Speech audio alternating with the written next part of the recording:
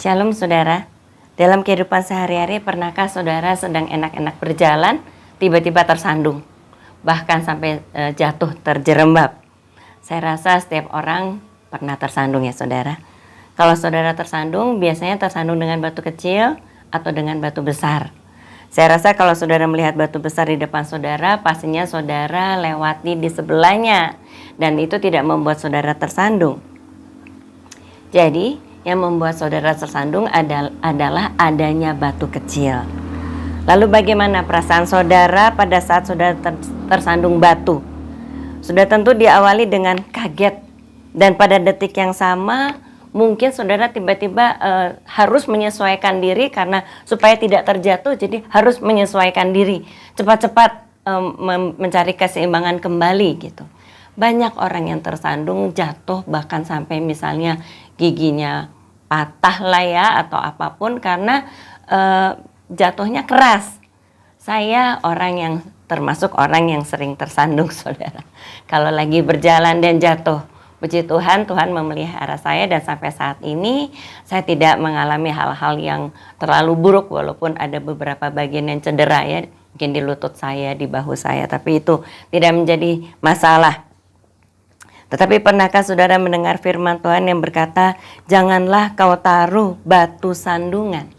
Mari kita baca dari Imamat 19 ayat 14. Janganlah kau kutuki orang tuli, dan di depan orang buta janganlah kau taruh batu sandungan. Tetapi engkau harus takut akan Allahmu. Akulah Tuhan. Ayat ini bagian dari perikop hukum kekudusan. Tuhan mengajarkan bangsa Israel bagaimana hidup kudus atau hidup yang berbeda dari bangsa yang lain. Hidup berfokus pada mengasihi sesama manusia. Orang tuli tidak pernah bisa mendengar kutukanmu. Orang buta tidak pernah bisa melihat batu di depan jalannya. Tetapi Tuhan melihat semuanya. Tuhan mau mengajarkan kepada umatnya, jangan memanfaatkan kelemahan orang lain. Jadi Tuhan mau kita jangan berbuat jahat sekecil apapun di belakang seseorang. Kita tidak membunuh, kita tidak menipu, hanya menyindir. Itu pun di belakang orang yang kita sindir. Ini hal kecil ya saudara, tetapi tetap saja kita melakukan keberdosaan. Tuhan mau agar kita jangan menjadi batu sandungan. Jangan membuat orang lain jatuh tersesat atau berbuat dosa karena tindakan kita. Umat Tuhan diminta hidup takut akan Tuhan dan menuruti segala perintah Tuhan.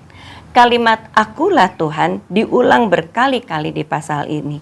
Hal ini menunjukkan bahwa Tuhan melihat semua perbuatan kita. Dan karena Dia kudus, kita pun harus hidup kudus. Jangan punya intrik-intrik jahat. Dan karena Tuhan itu mengasihi, maka kita pun harus mengasihi semua manusia. Contohnya, jangan kita menyindir orang yang lemah misalnya fisiknya, mentalnya, atau kondisi hidupnya. Kalau kita melakukan hal ini, apalagi di sosial media ya saudara, tanpa sadar kita sudah menjadi contoh buruk, terutama di depan orang-orang yang baru percaya atau bahkan yang belum percaya.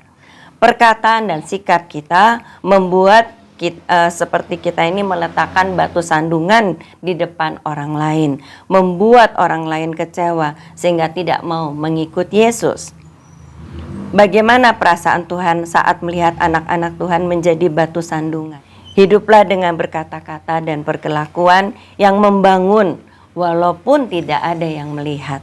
Ingat, Tuhan lihat setiap hati kita. Jangan jadi batu sandungan. Amin.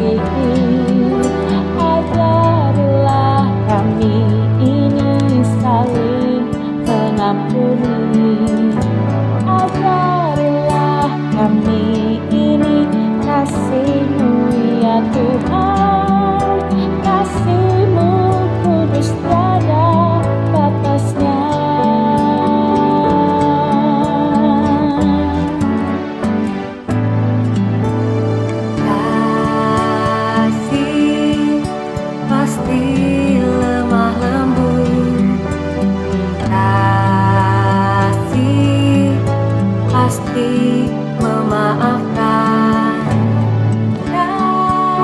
kasih pasti murah hati, kasihmu, kasihmu Tuhan. Ajarilah kami ini saling mengasihi, ajarilah kami ini saling mengampuni, ajarilah kami ini kasih-Mu ya Tuhan.